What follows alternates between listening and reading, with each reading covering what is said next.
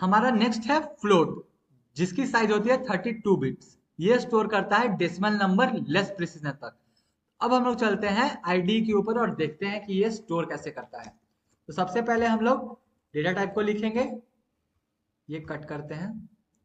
तो सबसे पहले हम लोग डेटा टाइप लिखेंगे जो कि है float F is equal to 1 2 point में अब लेते हैं डेसिमल वैल्यू, जो कि मैंने बहुत बड़ी ले ली। और अब इसके लास्ट में एफ लगा के मुझे बताना पड़ेगा कि ये फ्लोटिंग नंबर है। अब मैं इस प्रोग्राम को रन करके देखूंगा। तो जैसा कि आप लोग देख रहे हैं, अभी मैंने प्रिंट नहीं करवाया।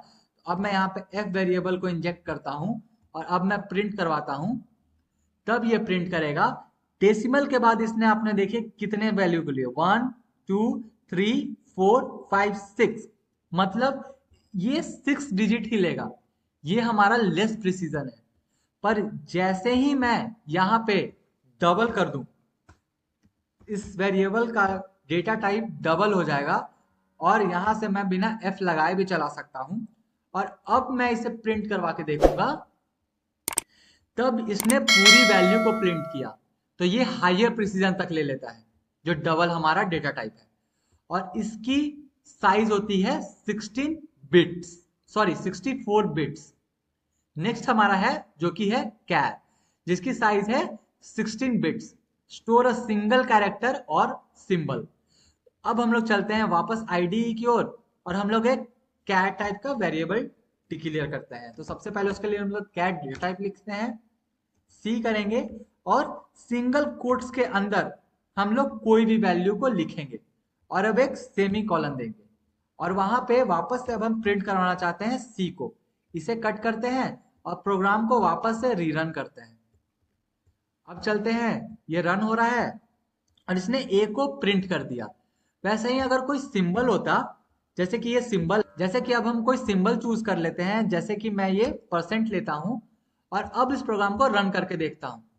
तो जैसे प्रोग्राम रन होगा ये परसेंट को प्रिंट कर देगा। तो हम लोग कैरेक्टर को, कैर वेरिएबल को, कैर डेटा टाइप को यूज कर सकते हैं, या तो एक सिंगल कैरेक्टर को स्टोर करने के लिए या तो किसी सिंबल को स्टोर करने के लिए। अब हमारा नेक्स्ट है जो कि है बुलियन, जिसकी साइज होती है 1 बिट। अब हम चलते हैं बुलियन डेटा टाइप की ओर और इसके लिए हम लोग पहले डिक्लेयर करते हैं बुलियन और यहां पे स्टोर करते हैं B is equal to true. या तो ये ट्रू होगा या तो ये फॉल्स होगा। बुलियन हमेशा ट्रू और फॉल्स ही रिटर्न करेगा। और अब इस प्रोग्राम को रन करके देखते हैं। तो देख रहे हैं आप, ये ट्रू प्रिंट कर रहा। पर अगर मैं इसकी कोई वैल्यू ही ना दूं, अगर मैं कोई इसकी वैल्यू ही ना दूं, तब ये क्या कर रहा होगा। और अभी मैं बी को प्रिंट करा रहा हूं, तो तब देखते हैं। और अब इसे रन करके देखते हैं तो ये ट्रू प्रिंट करेगा। वैसे ही अब हम लोग देखते हैं कि अगर किसी वेरिएबल की वैल्यू नहीं होगी तो कुछ डिफॉल्ट वैल्यू भी होगी। तो वैसे ही सारे वेरिएबल्स की डिफॉल्ट वैल्यू होती है। तो उसके लिए हम लोग यहाँ पे एक स्टैटिक वेरिएबल बना लेते हैं, इंट ए। और अब हम लोग ए को प्रिंट करवा के देखते हैं कि इसकी डिफॉल्ट वैल्यू क्या है, क्योंकि मैंने यहाँ पे इनिशियलाइज नहीं किया है। तो अब मैं जब इसे रन करूंगा तो इसकी वैल्यू 0 आ रही है। वैसे ही सारे डेटा टाइप की कुछ डिफॉल्ट वैल्यू होती है। बाइट की 0 होती है, शॉर्ट की 0 होती है, इंट की 0 होती है, लॉन्ग की 0L होती है, फ्लोट की 0.0F होती है, डबल की 0.0D होती है, कैर की एक नल कैरेक्टर होता है और बुलियन की फॉल्स होती है। अब मैं अगर वापस से यहां आऊं और अगर मैं यहां से इनिशलाइज करके और मैं चाहूं कि ये मुझे डिफॉल्ट वैल्यू बताए, तो ये एरर थ्रो करेगा। तो आपको स्टैटिक क्या होता है, मैंने ये क्यों किया, ये सब हम लोग बाद में पढ़ेंगे। अभी बस आपको दिखाना था कि डिफॉल्ट वैल्यू नाम की भी एक चीज होती है, इसीलिए मैंने वो यूज किया। तो अब हम लोग चलते हैं, जो कि हमारा नेक्स्ट है वो है नॉन प्रिमिटिव। तो नॉन प्रिमिटिव है हमारा स्ट्रिंग, एरेज और क्लास। तो अगर मुझे एक सीक्वेंस ऑफ कैरेक्टर स्टोर करना हो तो हम लोग स्ट्रिंग डेटा टाइप का यूज करेंगे। तो अब हम लोग चलते हैं एक स्ट्रिंग टाइप का वेरिएबल बनाते हैं। तो उसके लिए सबसे पहले हम लोग लिखेंगे स्ट्रिंग और अब एस करेंगे और इज इक्वल टू मैं यहां डबल कोट्स में डालूंगा हेलो